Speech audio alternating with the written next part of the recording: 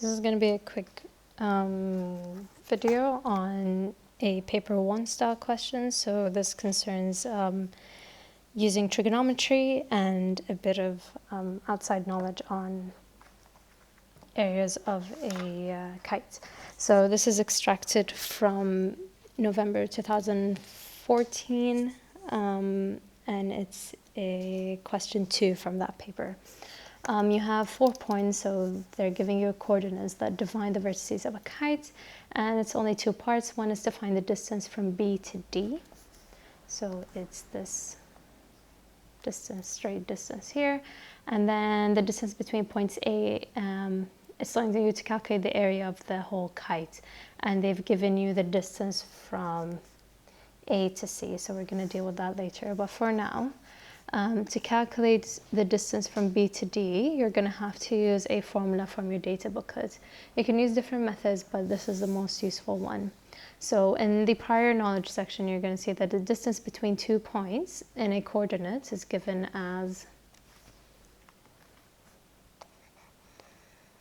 x1 minus x2 squared plus y1 minus y2 squared. What this basically does is it tells you the horizontal distance.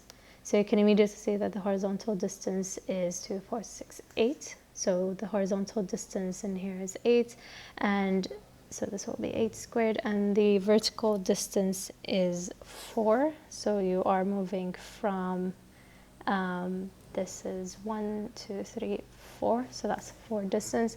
Or you could just immediately substitute the coordinates. So you have the coordinates of B is -2, 7, coordinates of D is 6, 3. So you can substitute, let's say our B is our x1 and y1, so -2 and then -6 squared. Then you have 7 minus 3 squared. And so that will be -8 squared, and that is 4 squared. The negative doesn't really matter when you're squaring it because it's going to cancel out, but you end up with 8.94, and because there are no units, you just leave it as units.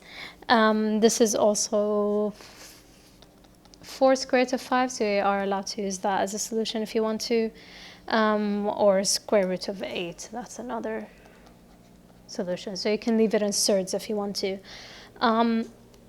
So you get 1 mark for actually showing this method and 1 mark for that. You can use the formula, or you can immediately deduce that this is a right angle triangle here, where the height is 4 and the base is 8. So it's 8 squared plus 4 squared, and then the square root of the answer. So this is where the formula comes from. So we found the length here for now. And then, I'm just going to leave it in surd form because that's going to be easier to deal with. And they've told you that the distance from A to C is square root of 500. So the length from, it's just different color, from A to C is a square root of 500. Now this is useful because they've already cut it in half.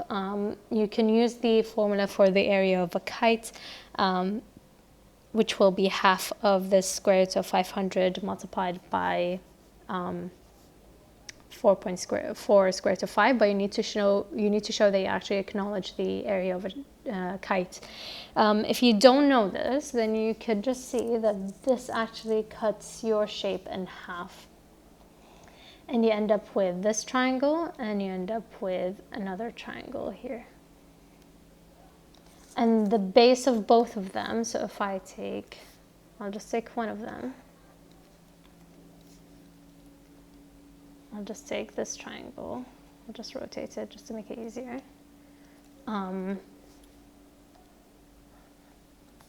So this will be a 90 degree.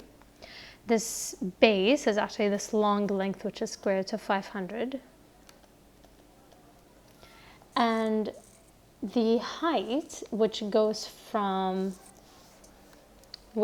going from the base, from the top vertices to the bottom is a perpendicular height. So this actually we don't know if this is 90 degrees. We can't assume it's 90 degrees unless they've told us, so I've made a rookie mistake there. So the height that we need to actually find the area of a triangle is this perpendicular height. And it's already given to us because we found from B to D, which means half of it is just whatever we found divided by 2. So this height is actually 4 squared to 5 divided by 2. And so in this case, you just use the area of a triangle. So the area of one triangle is half times our base will be square root of 500, and then times the perpendicular height, so that's 4 square root of 5 over 2. But then we need 2 of it, so you're going to multiply this by 2 again. So you end up with 2 multiplied by a half times square root of 500, because you need 2 of those, times 4 square root of 5 over 2. And that will give you an answer of 100. And you should get exactly 100. If you didn't get 100, you got 99.95 or something. This is because you used the 3 significant rounding from part A, which you are allowed to, so it's fine, according to the marking scheme. So you are given 3 marks for this, or showing a bit of understanding, so you can divide it into a couple of steps, and then 1 mark for the final answer. So that's the 4 marks given.